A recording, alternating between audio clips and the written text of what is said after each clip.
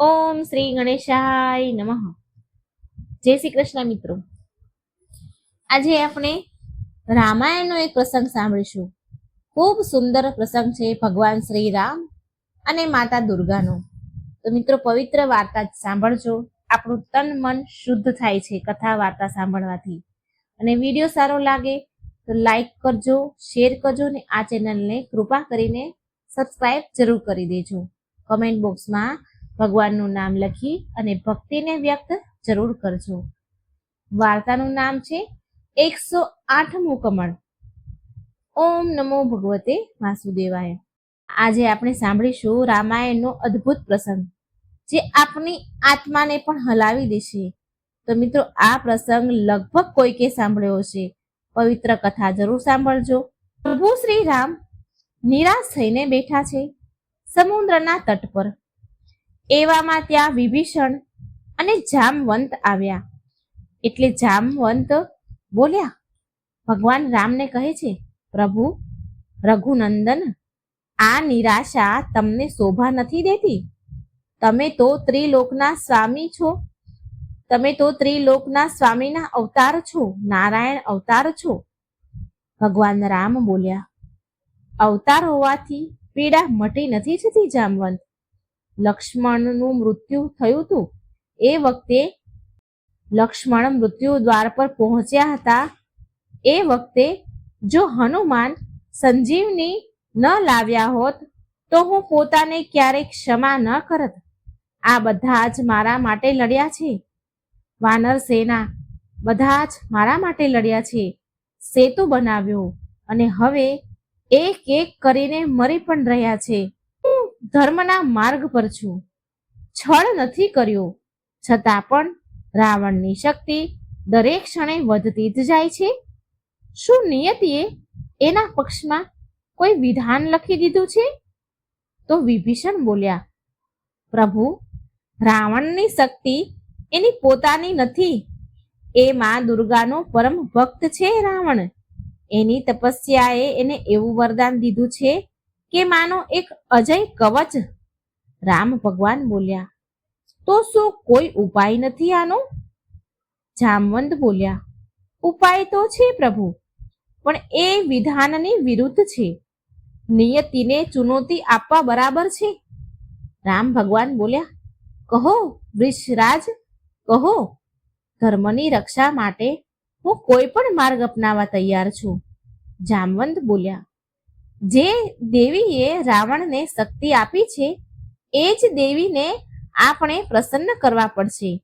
જ્યાં સુધી દેવીનો આશીર્વાદ રાવણ પર છે, એના પર છે, ત્યાં સુધી એને કોઈ હરાવી નહીં શકે. વિભીષણ બોલ્યા, પણ દેવીની પૂજા તો ચૈત્ર માસમાં થાય છે અને અત્યારે તો શરદ ઋતુ ચાલી રહી છે. આ સમયે દેવતા શયન કરે છે. તેમને અસમય જગાડવા એ તો સૃષ્ટિના નિયમને ભંગ કરવો બરાબર છે. આ વિનાશકારી થઈ શકે છે, વિનાશકારી સાબિત થઈ શકે છે. સૃષ્ટિના નિયમની વિરુદ્ધ છે આ. ભગવાન રામ બોલ્યા કે હું એટલા મહિના વાટ નથી જોઈ શકતો. વિભીષણ, સીતા દરેક ક્ષણે અશોક વાટિકામાં પીડા સહન કરી રહ્યા છે. મારી પાસે સમય નથી.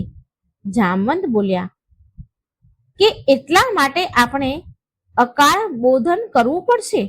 વિભીષણ કહે છે, અકાળ બોધન, અસમય જાગરણ? આ તો દેવીના ક્રોધને આમંત્રણ આપવા જેવું છે. જો દેવીએ આને એમનું અપમાન સમજી લીધું ને તો વિનાશ જ થશે.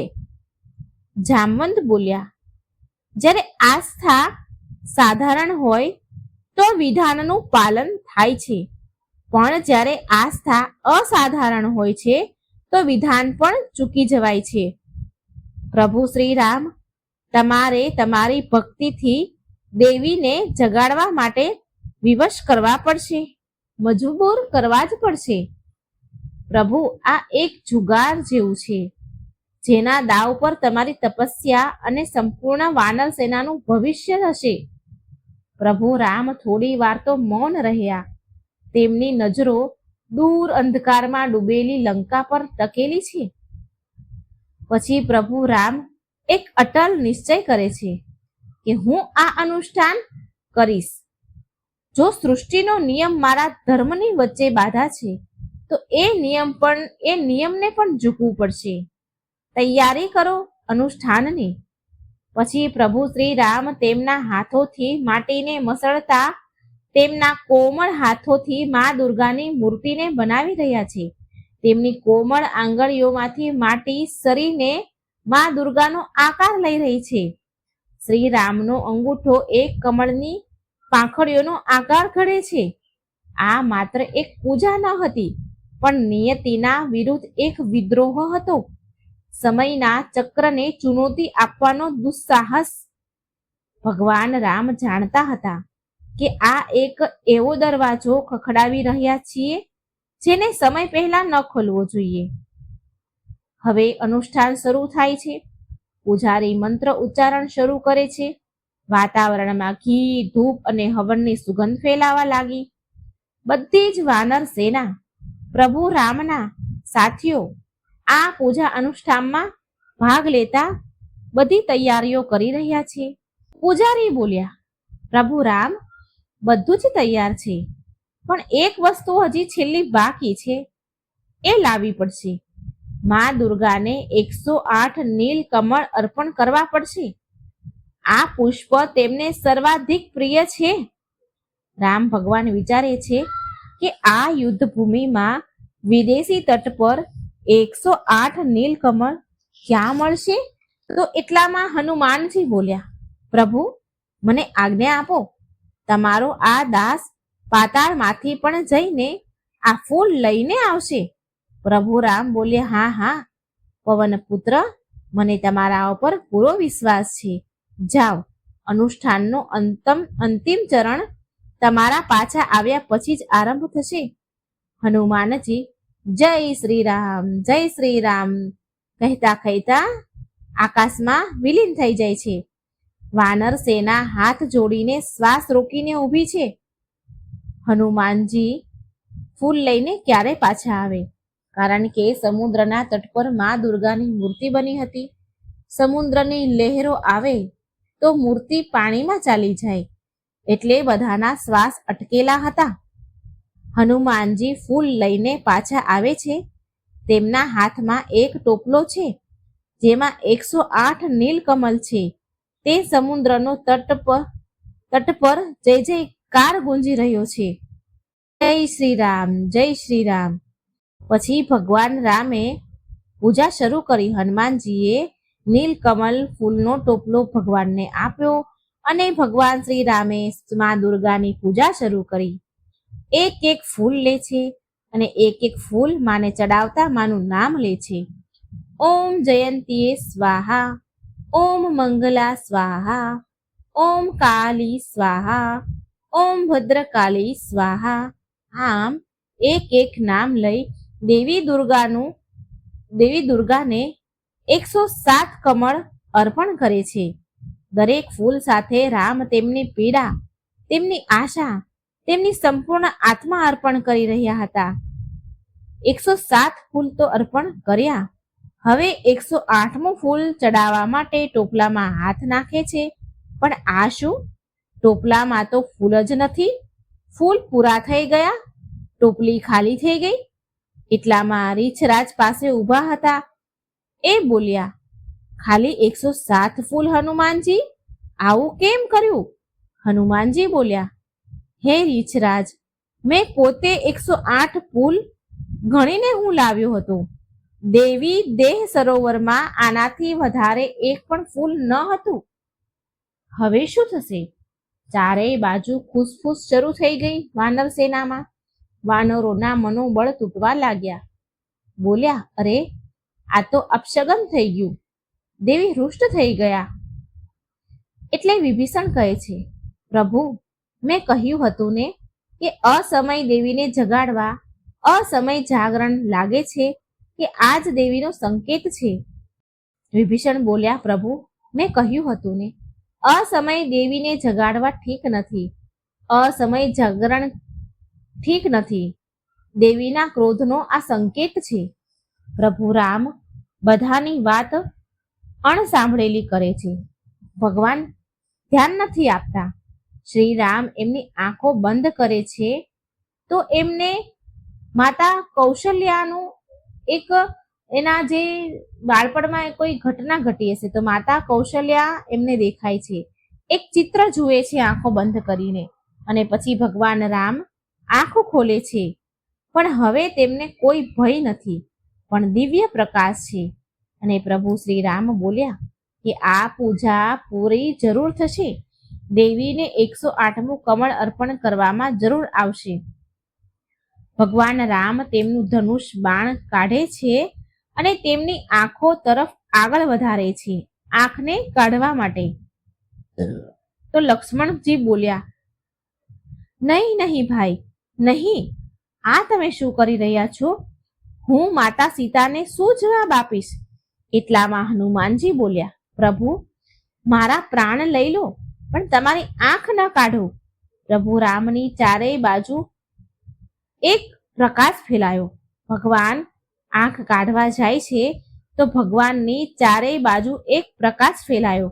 તેમને કોઈ સ્પર્શ કરી શકતું નથી.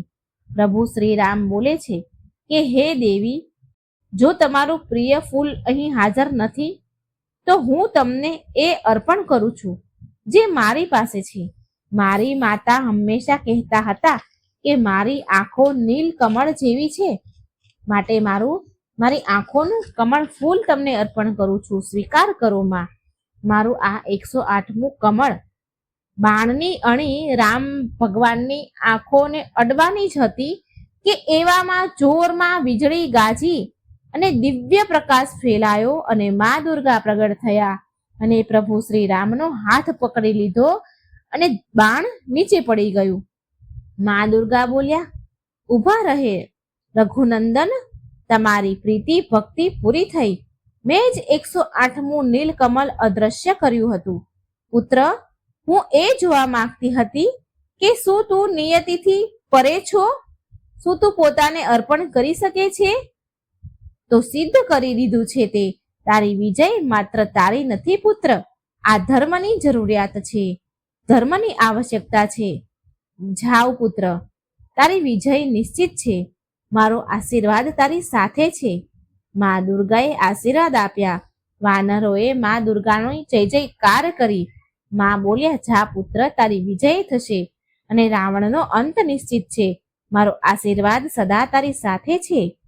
વાનરની સેના એક પળમાં નિરાશામાંથી ઉત્સાહમાં આવી ગઈ.